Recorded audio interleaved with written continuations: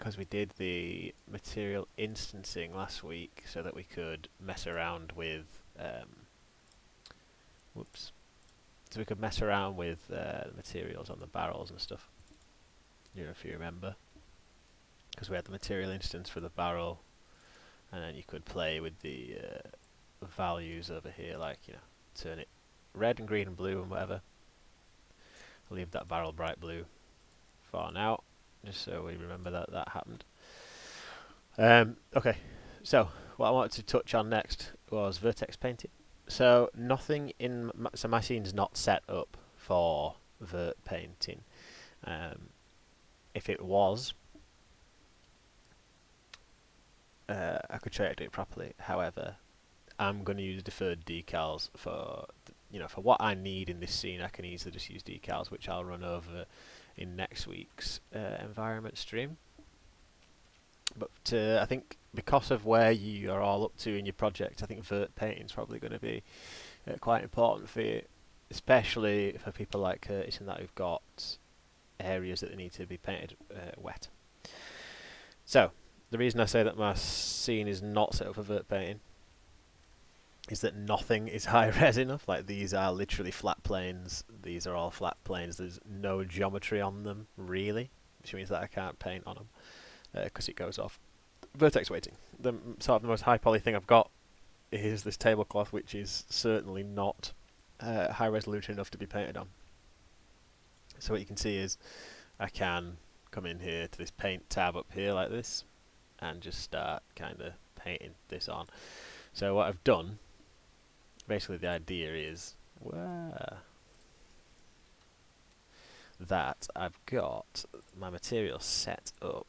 So this is my master tablecloth material, which allows me to, run over some scalar stuff.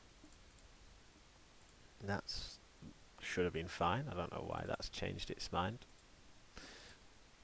Okay. I've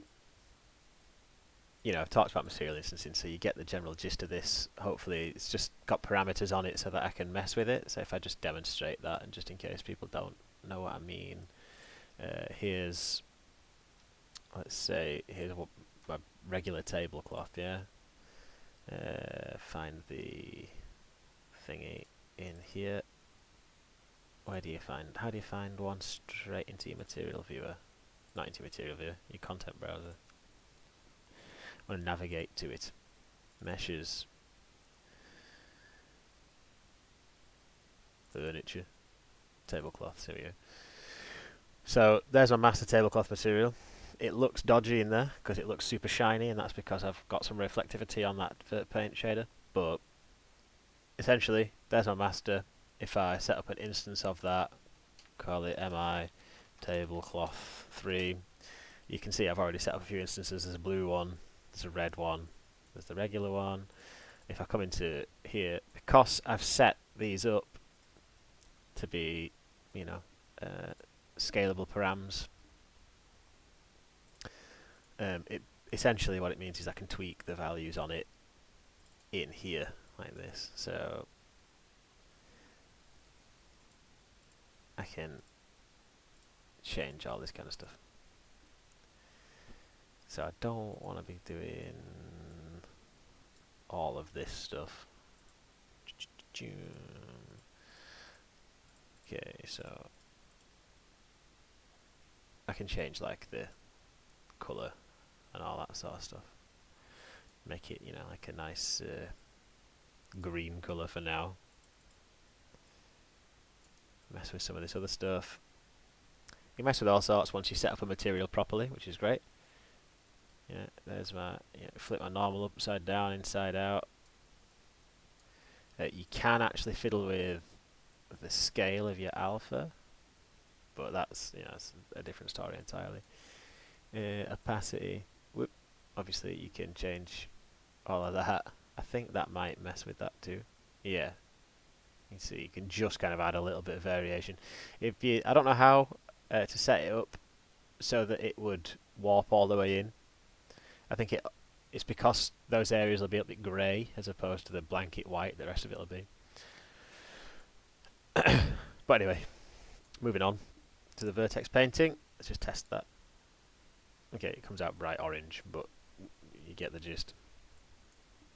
So this has been set up now with this vertex color node, which lets me paint on it. So literally all I've done is I've lerped my original base color with this sort of mucky brown color. This is just a 3 vector. If I wanted to do this properly, I would, think about lerping this with that and creating a more interesting looking texture or whatever. So I could go, instead of putting that in there, I could put maybe a lerp of, or could do like a blend. Is there just a straight up blend in here? Yeah, there are just blends, but they all do different things. Just do blend overlay maybe. So if I put this there, and then do a 3 vector for a different colour. Let's see what that looks like. If I make it like a red, make it pink, start previewing that. Is that going to give me like a pinky version of that? It didn't save, never mind. Okay, scale it up in here. There you go. Maybe. Or maybe not. Oh yeah, it is. Okay, there you go.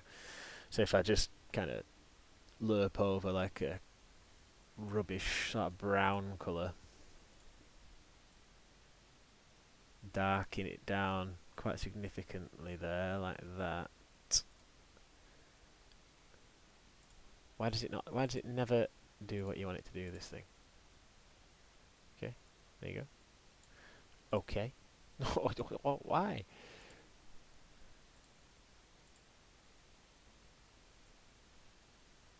Basically it's 0.1, 0.1, 0.5, so I'll just change it. 0.1, 0.1, 0.5. Okay.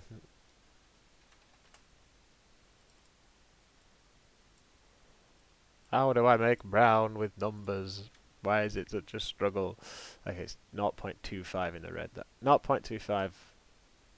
Oh yeah. 0.1, 0.1, 0.05. Let's try that. 0.1, 0.1, 0.1, 0.025. Let's see what that looks like. Okay, that's, if I take some green out of there, that's kind of what I want to go for actually, yeah. So now we've got this like dirty blend colour, so stick that in there instead. Yeah, okay, cool. So all that does is, this node lets the vertex painting engine kind of know what's going on. And there's a little bit of roughness stuck through it as well. I literally just lerped that across my roughness, and that's my regular roughness, which is obviously blanket white because it's a tablecloth. And I've stuck it against a kind of not as rough image just to give it that, because obviously water isn't gonna sit on top of a tablecloth. It's just gonna get damp, so I don't want it to be like a shiny wet tablecloth because it doesn't work like that. But anyway, just to give you the quick brief run through, it just goes literally like that. So all I've done here is I'm in paint colours, ticked off alpha.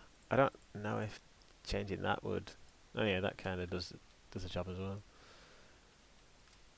In fact, I think that was kind of better.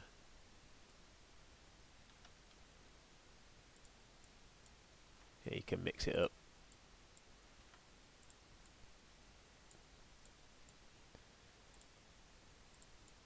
You can just paint it in different layers and what have you. But essentially, what I'm using it for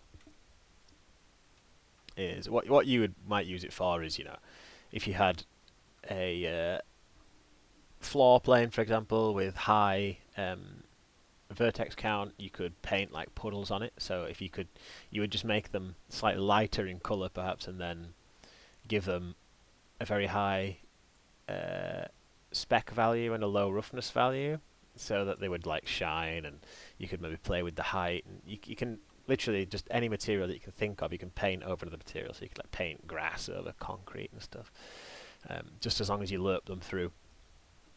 The general idea is, I'm just going to use it for super small detail.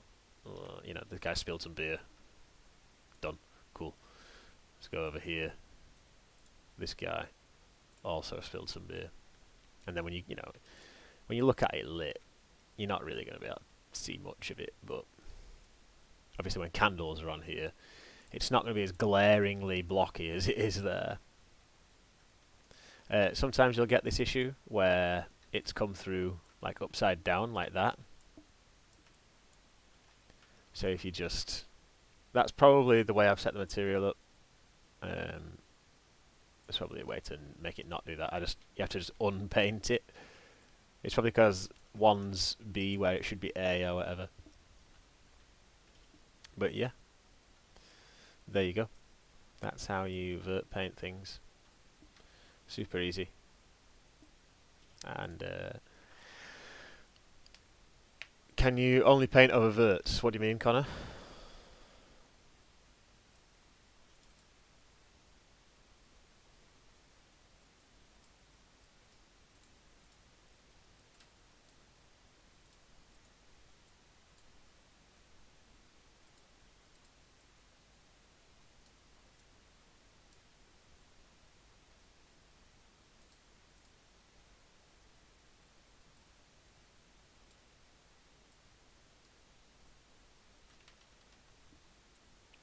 If I had a large plane, no. So basically, how it works is it goes off vertex data. So like, if you had a big plane with no subdivisions,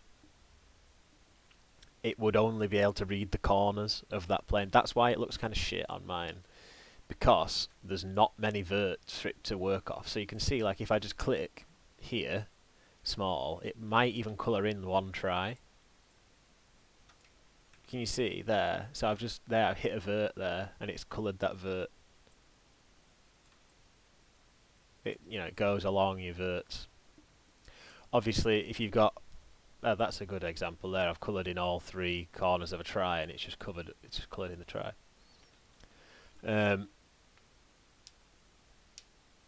Yeah, the more subdivisions you have, obviously, the more success you're going to have. If you've got very few, it would just paint. If I tried to paint on this, let's have a look. Obviously that's not going to work because I'm using the wrong material, but if I maybe, there you go. It just kind of ripples across itself and stuff. Although I'm painting onto the texture there, so it's different.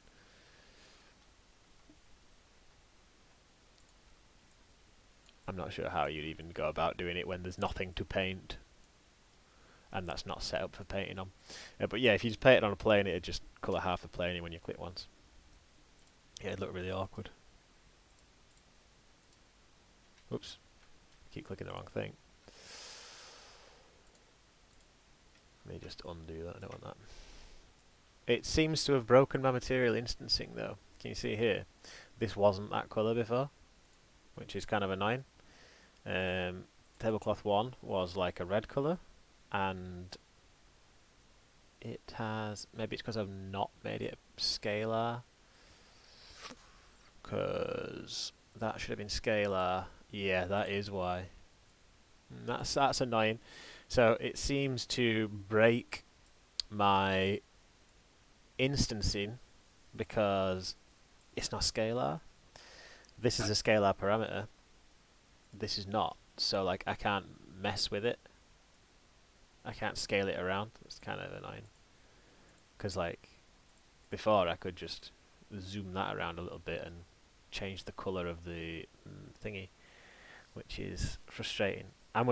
Obviously I've done that for a purpose of demonstrating vertex painting. I'm going to undo that now. Anyway, feel free to shoot me any questions about vertex painting, and I'll try and solve any issues you might have, because it is a really fiddly process. It's hard work. But yeah, cool. Just email me, and make sure you're doing stuff like this because it will add that extra layer of polish to your projects. Good luck.